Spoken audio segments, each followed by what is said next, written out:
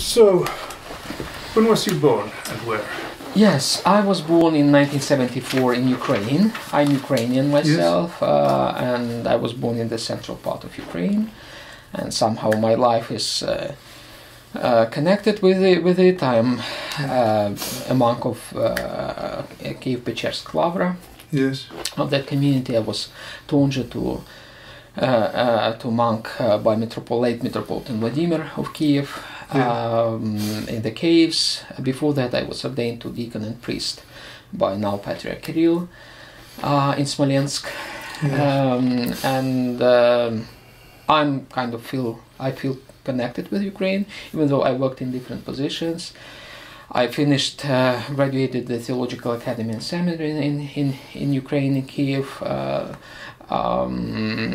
Then I went for studies to Greece. I spent 5 years in Greece at the University of Athens. After that, I went for my graduate and postgraduate studies to the United Kingdom and did my PhD at the University of Durham University, under the supervision of Father Andrew Louth, quite a famous theologian, I think. Yes, he's an excellent. He's very good. Yes, yeah. He's a very good and excellent theologian of our time.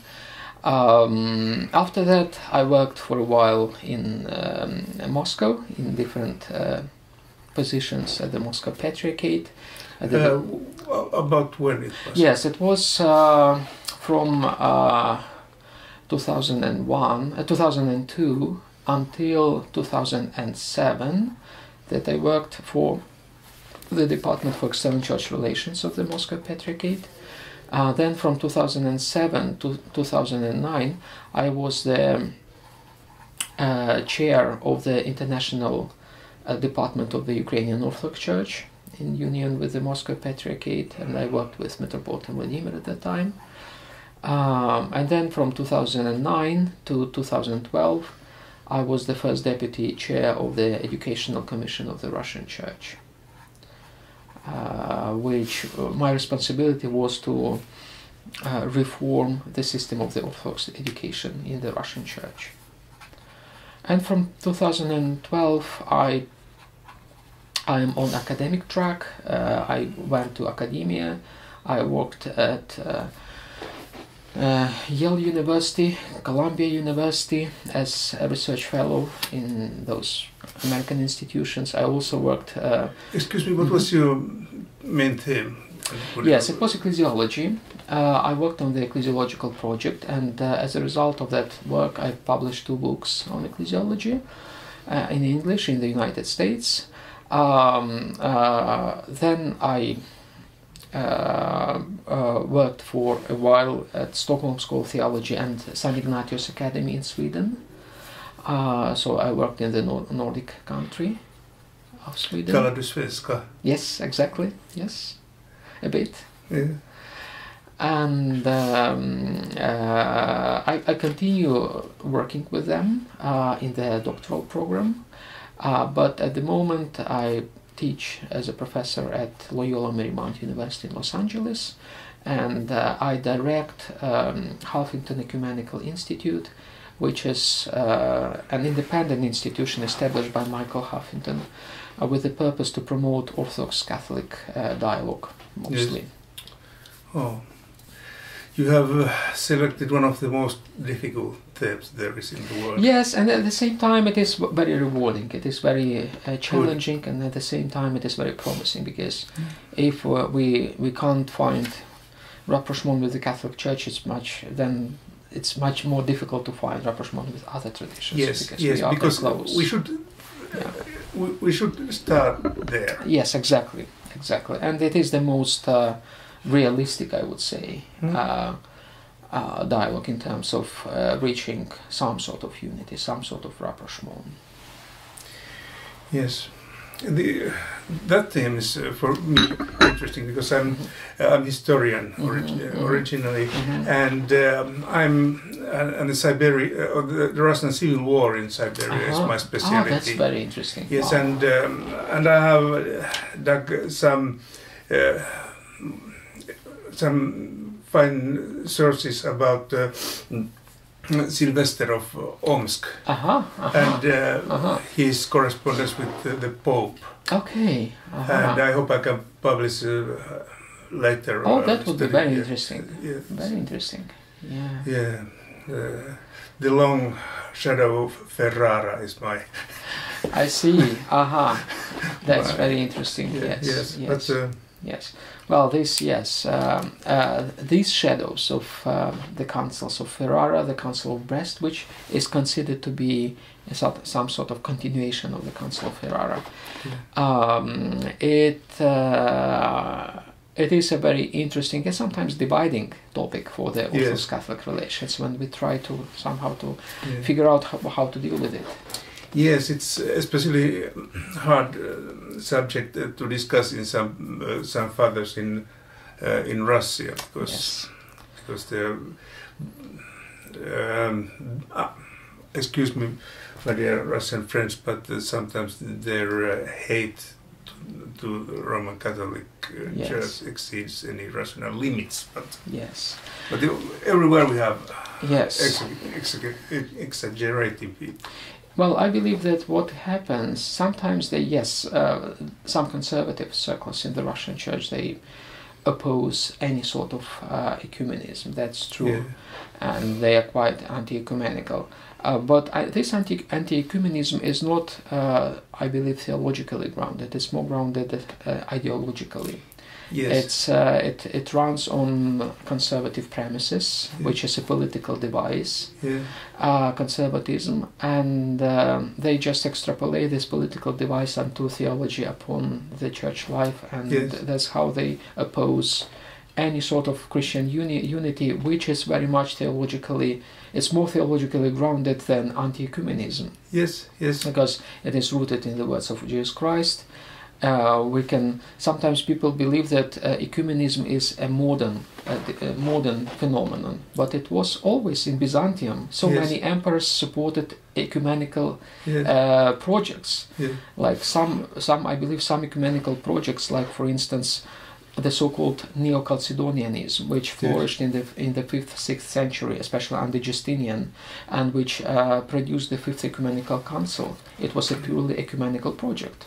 So essentially, I believe that ecumenism is very much innate in the Orthodox tradition, and we had so many ecumenical endeavors, ecumenical projects in the past, in the Byzantine past, when the emperors, the patriarchs, the churches supported ways of reconciliation with the groups that departed from the church, especially after the Christological controversies. There were so many ecumenical projects, and I mentioned one of them, this Neo-Chalcedonian project. And we can say that the 5th Ecumenical Council was an ecumenical council par excellence, because it supported this. Speaking about ecumenism nowadays, I believe, and this is my experience somehow from the recent conference that we had in Tanzania 2 weeks ago. It was a conference on world mission and evangelism, a big event with over 1,000 delegates coming from all churches. And my observation from that conference is that ecumenism turned from a progressivist movement to a conservative movement. It is now challenged by new tendencies in the church, in the churches, in the global Christianity. And I observed that some Christians, increasingly, they don't value ecumenism because they believe it is too old-fashioned. Because it constrains, the new tendencies, especially in sexual ethics, for instance, in the global Christianity. And the increasing number of progressive Christians, as it were, they less care about ecumenism, and ecumenism is left to the conservatives.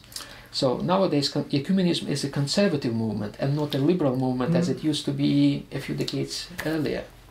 That's quite interesting, because I have noted the same phenomena in Finland, because of course our situation in a land country is basically evangelical, Lutherans, Lutherans, but it is so that the rapid changes that occurred in the Lutheran church, female priests and gay marriages are, from the theological point of view, they are very difficult questions. Even for the Lutherans. Yeah, Lutherans, yes, and Lutherans, for us, and why, and very easy to find a topic of disagreement with those. And how do you think we can continue the dialogue between our Protestant brothers when they're the way they treat things that are sacramental to us, like marriage and priesthood? Yes, I think this new stage of the dialogue poses some new challenges to this dialogue. And I mentioned one of them, that it is the Christian unity becomes less important for some our brothers. Yes. It is not. I would say it is not so much important for the Orthodox, unfortunately, because of this conservative trend in the Orthodox Church that doesn't value Christian unity, and people are happy to be alone in the Christian world somehow, which is a bad token, which is a bad thing. It's not Christian thing, right? And I observe a similar tendency in the Protestant churches, when increasingly Christians in the Protestant churches, they less care about the idea of Christian unity, because they are driven now by liberal ideas, by more liberal ideas. So in the Orthodox Church we have people who are driven by conservative ideas, right? And they don't care about Christian unity. In the Protestant churches we have people who are driven by liberal ideas, and they also are not very much caring about the ideas of Christian unity. And I think this political divide, which can be called also culture wars, the conflicts on the basis of ideological differences, mostly between conservatives and liberals, which are so much pertinent to the secular societies nowadays, especially in the United States. The United States is really divided. The society is divided on the basis of this divide between conservatives and liberals, or Democrats and Republicans. And unfortunately it affects the churches, the Christian communities. And we see this tendency towards conservatism in the Orthodox Church, which I think is a political phenomenon. It's not an ecclesial, it's not a theological phenomenon. And we see the same in other Christian traditions. So against this background of this political divide, I think it is increasingly harder to have conversations, to have a dialogue between the traditions. And I think we still need to have such a dialogue. If we have such a dialogue, if we continue talking to each other, the Orthodox and the Lutherans, for instance, in the Finnish context, or in other contexts, we demonstrate that theology is more important for us than politics, than ideology. That's why I believe it is crucially important to continue the dialogue, regardless of those differentiations, ideological differentiations. And probably we need to discuss those differentiations, those ideologies that tear us apart from one another, and that challenge our churches. So we have the Orthodox, inter-Orthodox or inner Orthodox challenge of conservatism, of political conservatism that alienates people from one another. The same people, the same Orthodox people in the same church, they get alienated from one another on the political ideological premises. We see the same phenomenon happening in the Protestant churches, and we need to discuss this, I think. What is the role of ethnophiletism in this context? Yes, well, it's an old problem, very much pertinent to the Orthodox churches. The Orthodox churches are nationalistic. We should admit it.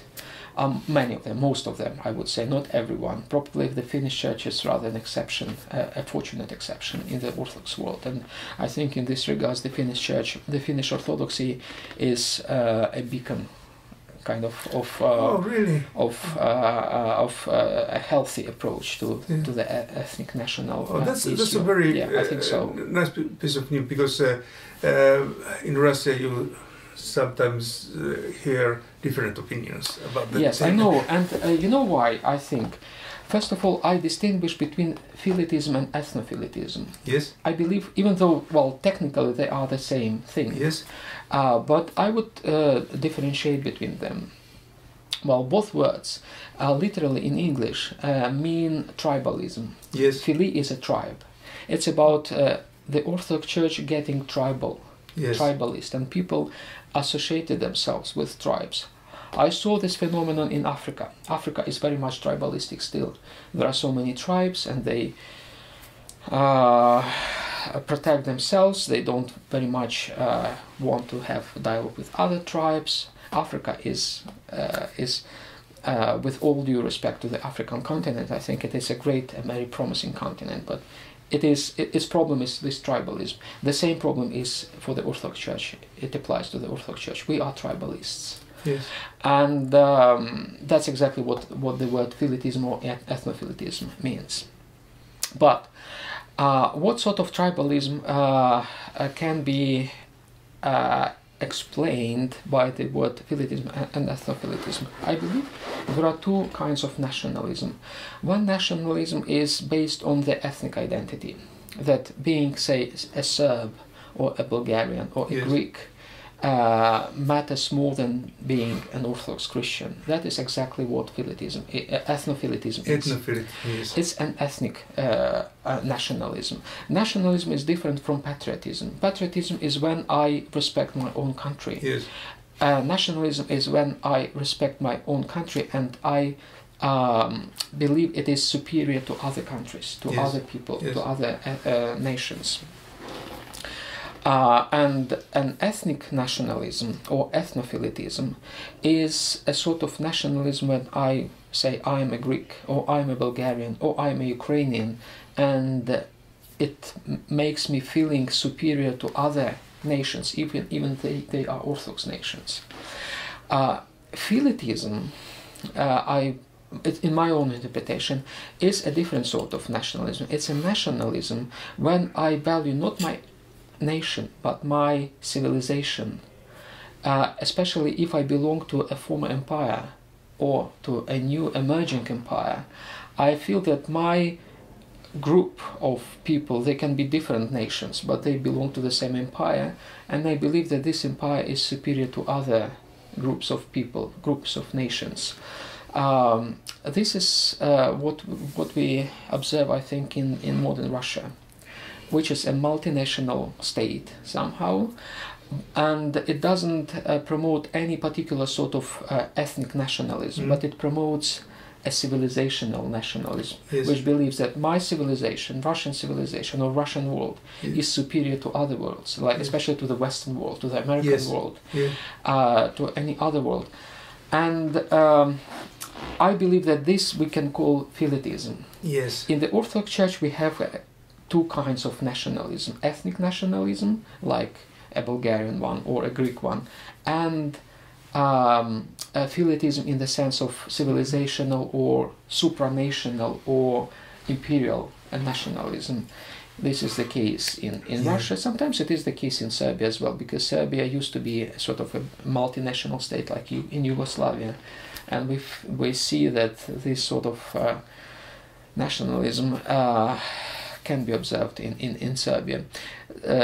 So essentially, the Orthodox Church has to deal with two kinds of nationalism. And I think the Orthodox Church dealt with these two kinds of nationalism. If we take the Council of Constantinople 1872 that condemned ethnophilitism, I think that council condemned a very particular sort of tribalism, the ethnic nationalism. From the perspective of imperial nationalism, I don't believe that the imperial nationalism was condemned at the Council of 1872, because the Council concurred very much with the policies of the Ottoman Empire at the time and condemned a particularist Bulgarian nationalism from the perspective of this imperial kind of mindset, Ottoman mindset. I think that for the first time, the Orthodox dealt with both kinds of nationalism, with the Philetism and ethnophilitism only at the Pan-Orthodox Council in Crete in 2016.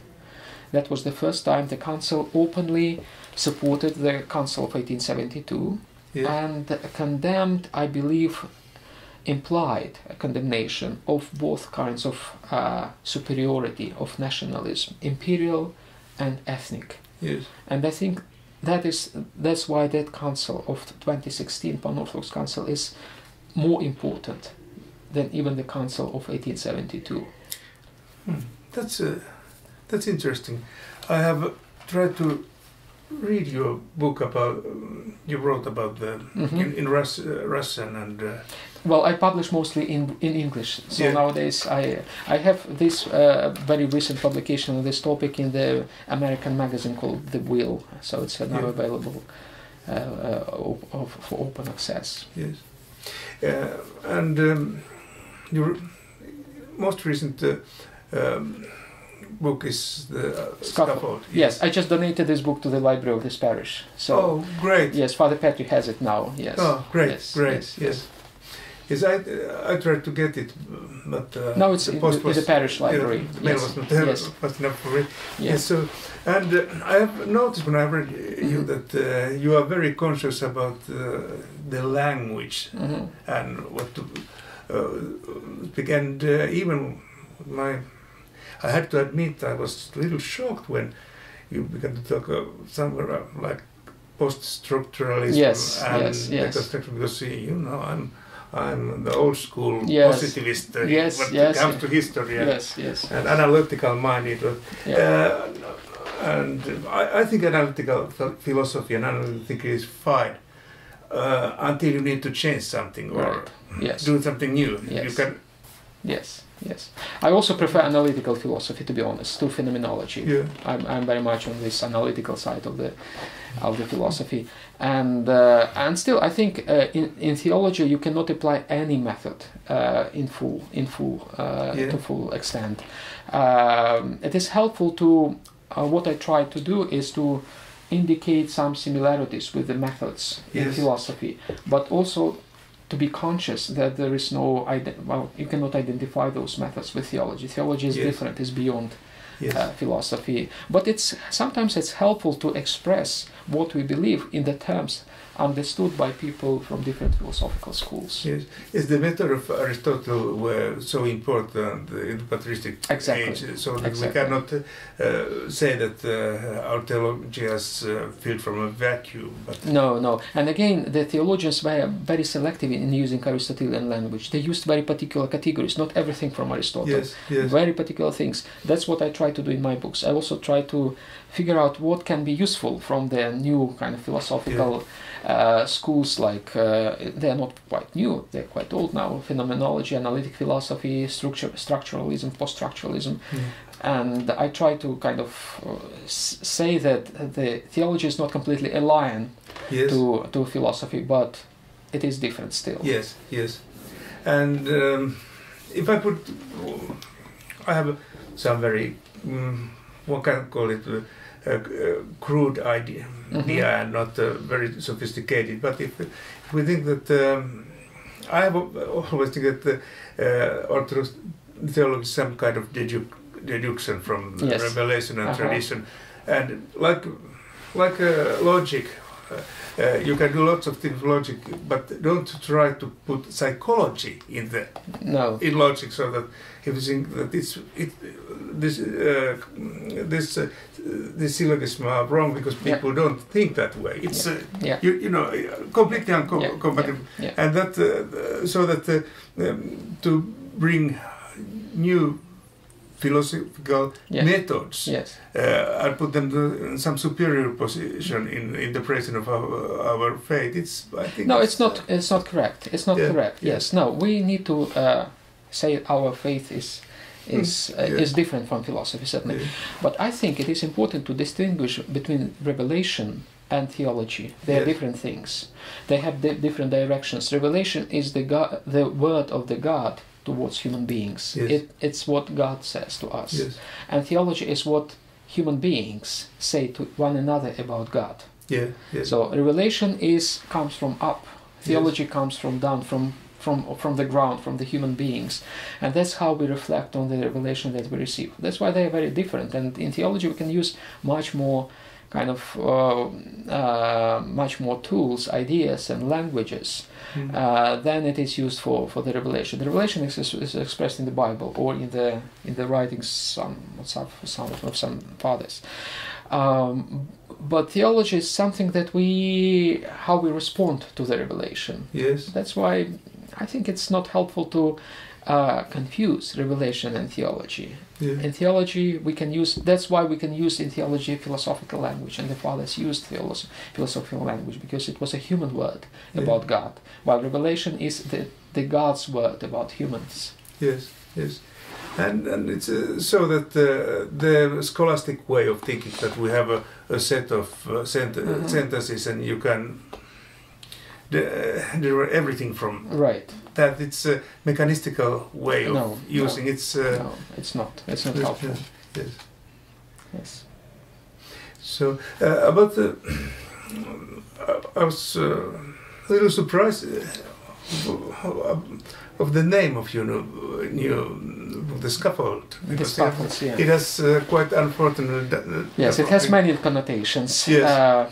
Yes, and these connotations, I consciously chose those connotations because the main idea of the book is that we should distinguish in the church the nature and what is around the nature of the church. Yeah. Sometimes in the church history, things that developed to facilitate the church to grow became identified with the church per se. Like, for instance, I believe that that was the idea of hierarchy. The idea of hierarchy, which was borrowed by the church from Neoplatonic philosophy and was introduced even as the word, not earlier than in the 5th century, through the Neoplatonic philosophy of Dionysius the Areopagite, was introduced to the church to facilitate the growth of the church, the growth of the global Christian community. And at some stage it became more important than the nature of the church. So things that were developed to facilitate the church became more important than the church per se. Yeah. The things that were developed, constructed, and hence is constructivism and post-constructivism, the things that were constructed in the church to help the church, the divine institution or human divine institution to grow, I call those structures, constructs, as the structures or scaffolds. Yes. Like what we use scaffolds around the buildings to help to build the building. And when the scaffolds are identified with the church, that becomes unhealthy for the church. Then the structures of the church become more important than the church per se. Then, for instance, hierarchical principle, or for instance the principle of canonical territory, or the principle of autocephaly or sovereignty of the church substitutes the church per se, and then the church per se suffers. I identify with the nature of the church such phenomena as the community. I believe community, a church community, a parish in our language. A parish is much more important than anything which was developed to serve the parish, including the hierarchical order, because the hierarchical order, supracommunal structures in the church like dioceses, patriarchates, they were constructed to help a community to flourish. Yes. And when they don't help a community to flourish, they go against the nature of the church. Yes. And in this regards, I think it is helpful to remember the language of Maximus the Confessor, when he said that things can function according to their nature or against their nature.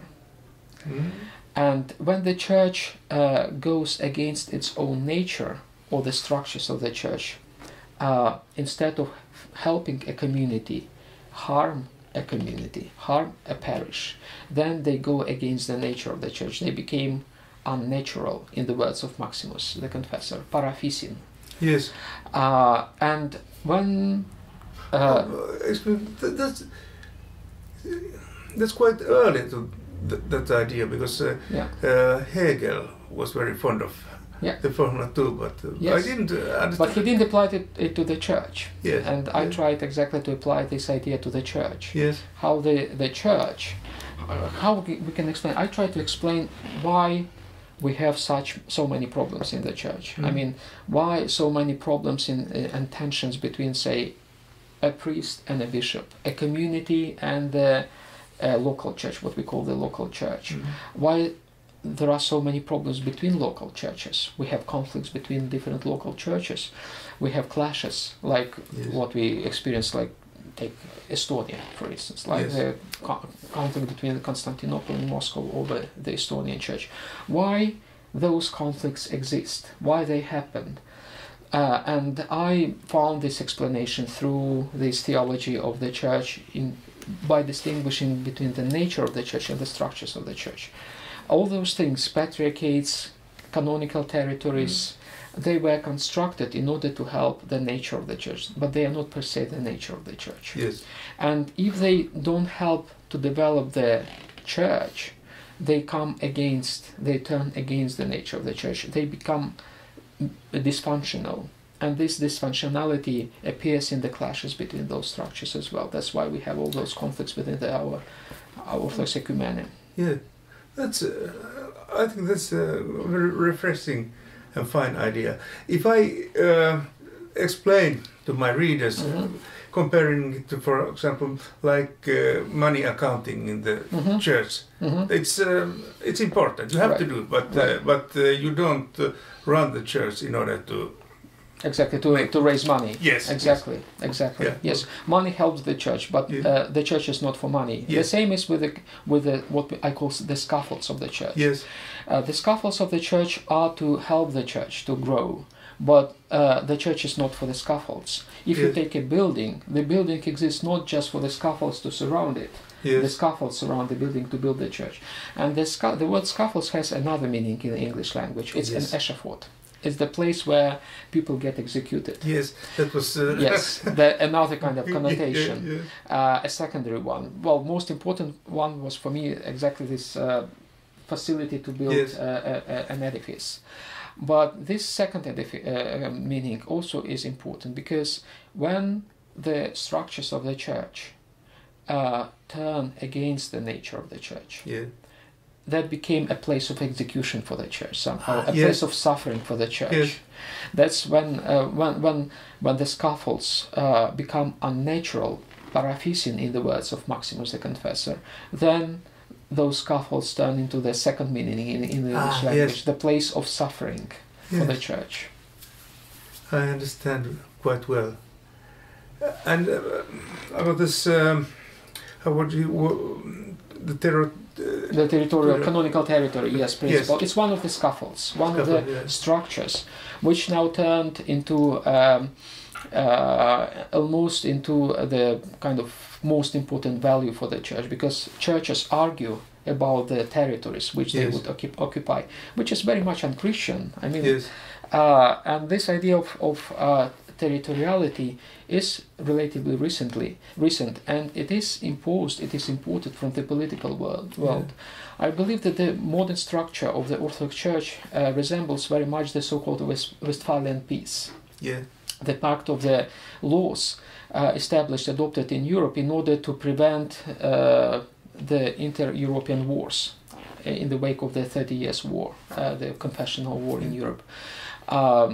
When the idea of sovereignty of a state was established, that the territory occupied by a state is sovereign, no one can interfere to the territory.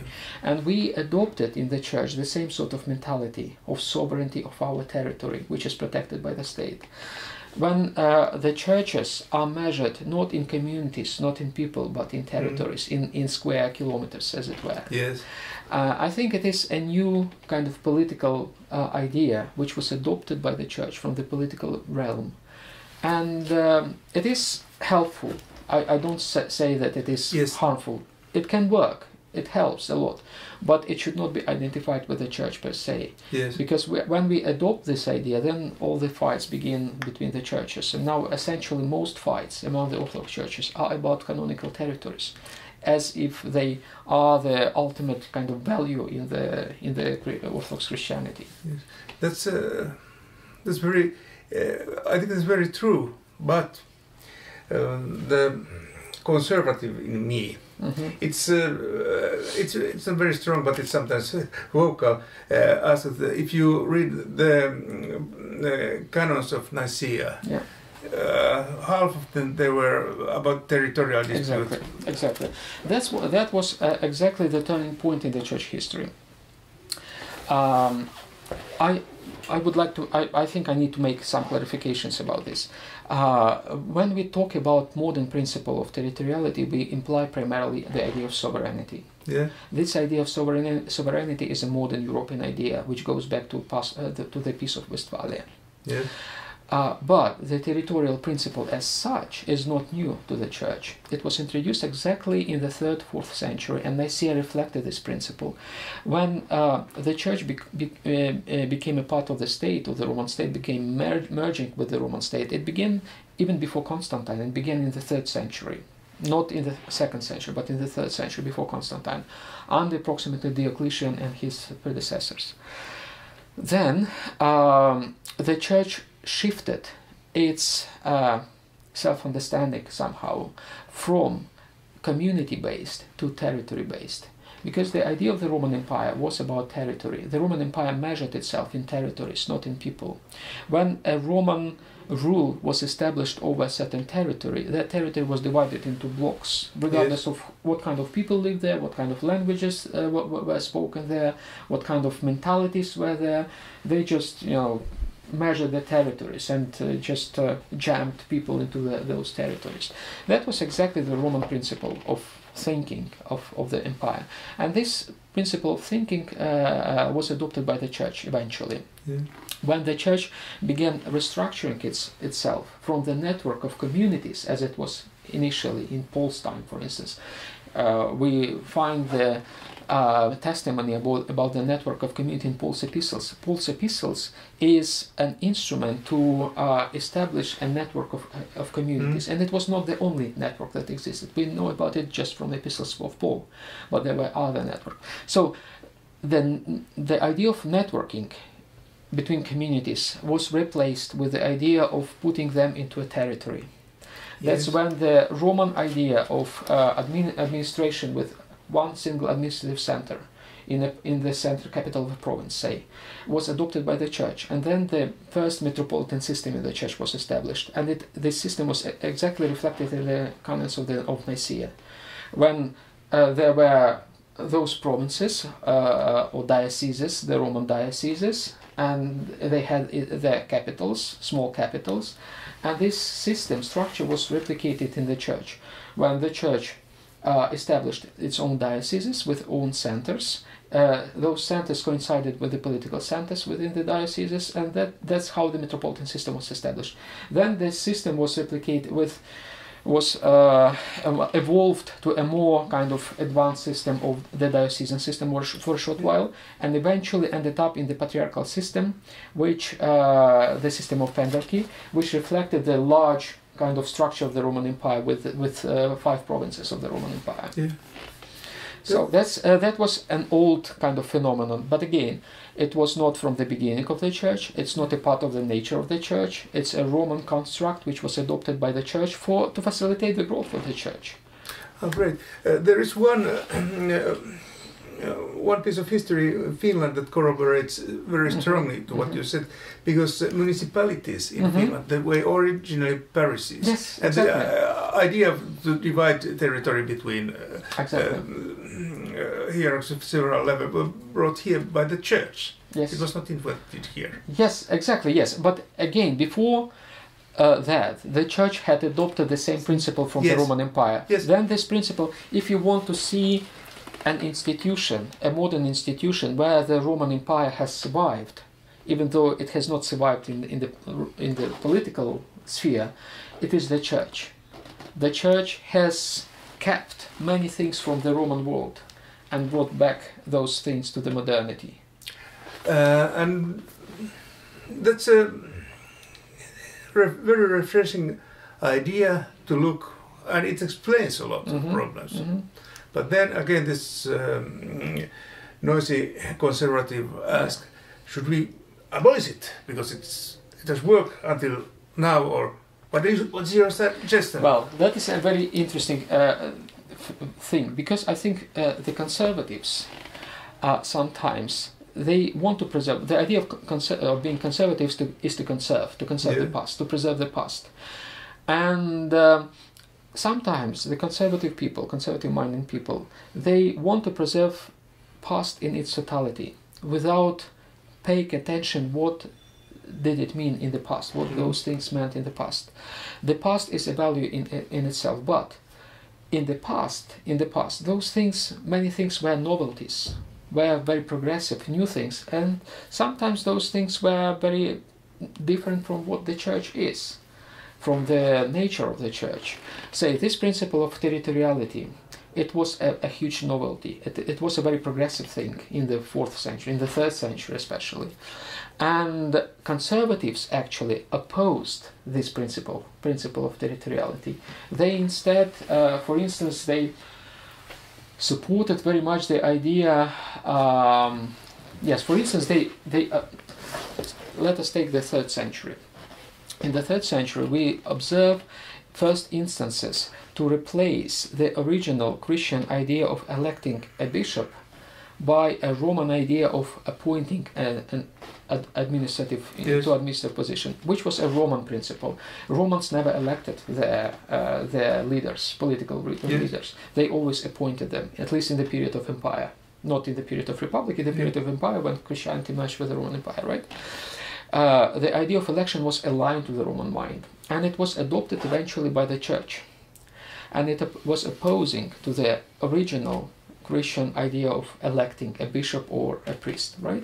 So that was a clash. The conservatives at that time, like Hippolytus of Rome, for instance, he was conservative, very conservative, like modern kind of, Athonite elders. He was absolutely opposing to the idea of appointing a bishop. He promoted the idea of electing a bishop because it was an ancient tradition, ancient Christian tradition. Yeah. And appointing a bishop was a novelty imposed, borrowed from the Roman state. Nowadays, it's just the opposite, because the conservatives who want to preserve the past, they preserve not the past of Hippolytus, yes. They preserve the past of the 4th century, which was already a new thing at the time. They want to preserve this idea of appointing a bishop by the synod or by the patriarch as a conservative, as a kind of a part of the tradition. And the idea of electing a bishop sounds very kind of new, kind of modern, democratic, and so forth. And the conservatives would oppose this idea of electing, even though it was more ancient than the idea of appointing a bishop. So we see how relative all these conservative and liberal things is. What seems to be liberal nowadays is really truly conservative. And the conservatives, political conservatives in the church, they oppose something that belongs to the genuine kind of roots of Christianity sometimes. That's why I think it is important to be very wise in preserving our past, because in our past there were many things that are aligned to Christianity, to the gospel, to the apostolic era. There were many things which were regarded in the past as novelties, as too progressive things, and now we try to conserve this just for the sake of preserving the past. This is not wise. People who try to preserve past in wholesale, they are oversimplifying the past. Yes. They don't make distinctions between healthy and unhealthy things in the past. And our task as historians of the church is to make these distinctions and to explain to people what is more kind of belonging to the nature of the church, and what was kind of just introduced to help the church, but it's not a part of the church. When we discuss about this, do you think that the special way of Christian theology and the church to treat time should help, because in some way we are eternal. Yes, exactly. And out of this, yes, exactly. Although we run some cycles, but yes. Yes. I like to mention the praise of Jaroslav Pelikan in this regards, who liked to repeat a very good, I think, and helpful phrase that tradition is the alive faith of the dead, and traditionalism is the dead faith of alive. Right. And my point is that traditionalists or conservatives, they confuse eternity with the past. Yes. The past is not eternity. The Yes. past is time. Yes. Is a point or is a piece on the timeline. It's not eternity. Yes. And we in the church, our tradition is not a part of the past. The tradition with capital T, the tradition that we value in the church belongs to the eternity. Yes. It's beyond time. The traditions with small t, they belong to the past. Yes. And when we confuse the tradition with capital T, the revelation of God to us, with the traditions with small t, which belong to the past, we in this way confuse time with eternity. Past Yes. as a part of the timeline with eternity, and this is wrong. That's why I don't blame conservatives. I believe that they have a point. They Yes. have a very good point, but sometimes they get confused because they confuse past with eternity. They confuse the tradition with capital T with traditions with small t. They confuse the alive faith of the dead, of our fathers, with the dead life, with the dead faith of a life, with their own belief in their past instead of believing in eternity. Yes. That's very interesting, and I have read somewhere about the conservatism in the church. Conservatives tend to remember the state that was as the things were in their childhood or what they exactly. done. But people get nostalgic about their past. Yes. And that is the kind of psychological background of this conservatism. Yes. Yeah. And if you use IT language, you have to select the point where to roll back. Exactly. Because exactly. If you start from the beginning, you have no data. Yes. Yes. Correct. Yes. That's a very good point. Yes. Yes. So it's nice. I look, is there something that I sense of when I good. And what's your practical plan, or what kind of practical approach you would suggest? Well, my practical approach does not reject theory. I believe that you can base practice on theory. You cannot just reject theory and then do practical things. Sometimes people tend to say this, that well, we don't need theology, we don't need all those theories. Let us go back to ground. Let us touch the ground. Let us do practical things. I think this is wrong. Yes, you would ask, should we forget the convention to call this right and this left? Exactly. Yes, exactly. I think you can be practical only when you are theoretical enough. When you are theological enough.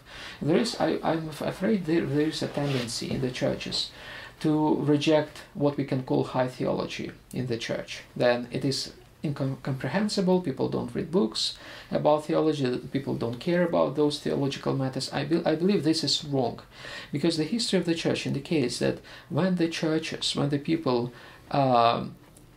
neglected high theology, theoretical theology, they eventually and preferred practical things, even ascetical. Let us talk about prayer. Jesus prayed about fasting, about how to fight our passions, and forget about high theology, about the incarnation, about God, about the church. In this case, people eventually forget even the practical theology. Yes. They tend to ignore theology altogether. Then that's how you end up in secularity, in non-theological, non-religious setting at all. Yes. That was exactly the case in medieval Greece, when after the Ottomans conquered Byzantium, high theology disappeared in Greece. Only practical things remained, and eventually this led to neglection of practical things. People became began converting to Islam. People began just abandoning everything in the church. Yes. That's why I think it is a wrong approach to concentrate only on practical issues, practical Christianity, and neglect high theology. High theology does not have immediate effect upon the church, but in long term, yes. it keeps the church in a certain framework. Yes. Of understanding. The church then doesn't lose. People in the church don't lose this dimension of eternity in their minds, in their approach. Then they don't get concentrated on their past, because concentration on the past by the conservatives in the church is a result of this neglection of the eternity, of the eternal dimension in the church. And only high theology speaks about this eternal dimension in the church. And that came quite close when I wrote about this scaffold structures. Yes. And because if you it's always nice to say that we deregulate, we make life simple, we forget those old rules. And if you go long enough, as happens in the civil wars and things like my professor, what compensates the law and the theory? Yes. Authority. Because if you reject theology and the intellectual heritage we have, there comes strong persons who... Exactly. Yes. This void of high intellectual effort, high theology, intellectualized theology, if you want, the void of it gets filled easily with authoritarian personalities. And unfortunately, I should say that the Orthodox Church nowadays has this tendency towards authoritarianism. Many Orthodox churches and many local churches have this tendency. This is a result of lack of substantial theology, I believe. When, say, theological enlightenment is substituted with enlightened authoritarianism. That is the tendency of our time.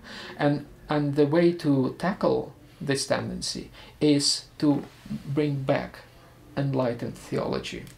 That's the way how we can deal with enlightened authoritarianism. Because the nasty tendency in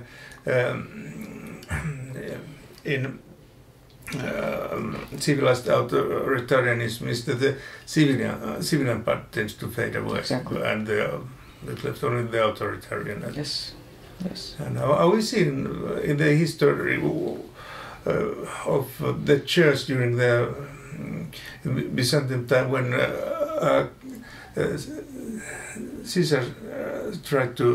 emperors tried to wanted to decide difficult theological problems. To solve theological problems instead of theologians. And there were exactly instances of direct interference of the state with the church matters. Take, for instance, one of the most striking examples is iconoclasm. Iconoclasm happened exactly because the emperors felt that they are in a position to interfere to the matters of the church. Remember that Leo III, I think one of the iconoclast emperors, he used to say that Basilevs mi Kierevs, I am a Basilevs, a king and a priest. And because he said this, he combined... Pontifex Maximus. Exactly. He combined in his own consciousness. He believed that he himself is a speaker on behalf of the state and of the church. And that's why he interfered into the matters of the church through iconoclasm. And that's what happened. What is happening when that is an example of the mixing up theology and politics. Even now, we live in a completely different setting, the setting of separation between the church and the state. But it doesn't mean that political is not separated from the theological in our times. And when this happens, the theological mixed up with the political, we have all these tendencies that you've described, like unhealthy conservatism, because there is a healthy conservatism, yes, and there is an unhealthy conservatism. Yes. When people embark on culture wars within the Orthodox Church, then the liberals fight against conservatives and vice versa. And this fight is not theological, it's not ecclesial, it doesn't stem from the gospel, it stems from the those political influences.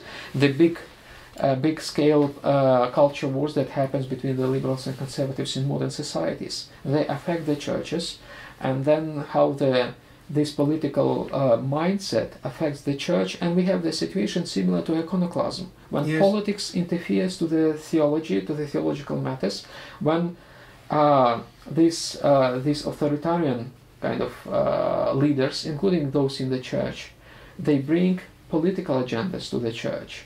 And the political agendas divide people. It's not the gospel, it's not yes. theology that divides people nowadays in the yes. churches. The divide between the church conservatives and liberals, it's not Christian, it's not gospel based, it's political. Yes, and that's exactly the result of this mixing up of theology and politics. This is a result of absence of high theology, of this framework, intellectual framework that protects the church from sleeping to or sliding to the political debates. Yes, yes, and it's.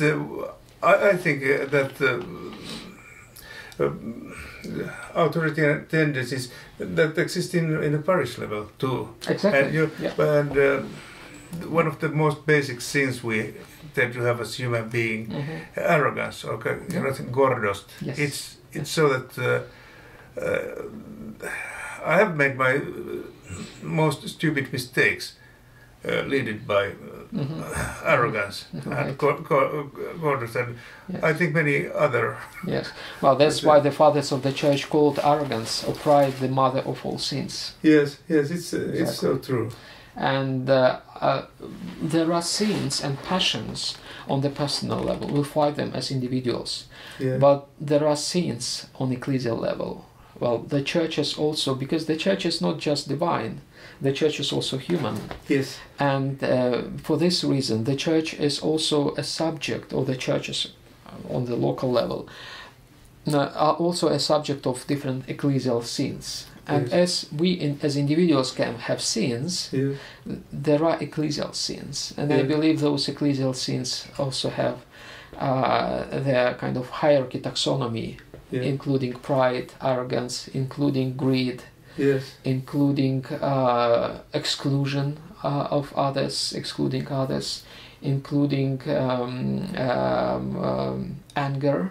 Yes, when the churches get anger with another church, and then we have conflicts over territories, over sovereignty, and so forth. So and all if there those... are not, it's always easy to invent what is needed. So. Exactly. Exactly. Yes, sometimes when I'm discussing with Lutherans, and of course, so Orthodox, you quite easily began to think that you are a little better. And then I keep saying to myself that I am a man whose debt of millions has been forgiven, and then I go to the neighbor and ask. It's a very good way to put it. Pay back my euro. So, or 2 euros. That's a very good way to put it. Yes, that's the Lord has told us. Exactly. And that's I think it's come not to, but I try to say myself this. Of course, I failed many times, but we all do. We all do, and we do it on the level of individuals, and on the level of communities, on the level of whole local churches. And that's perhaps the economical conversation. Perhaps just we it helps us to understand better. Yes. Exactly. And that is one of the points of my book, exactly, that you mentioned, the Scuffles of the Church, where I try to identify those ecclesial sins and try to also identify remedies to those sins. Yes. What is the way to correct those tendencies, trends that lead to the conflicts between the churches and within the churches. And my point is that if we return to the idea of the nature of the church, what is most important in the church, and I believe the community is the most important thing in the church. If we come to the idea that community is the most important thing in the church, then we could avoid many misunderstandings and even quarrels and conflicts within the church. Yes.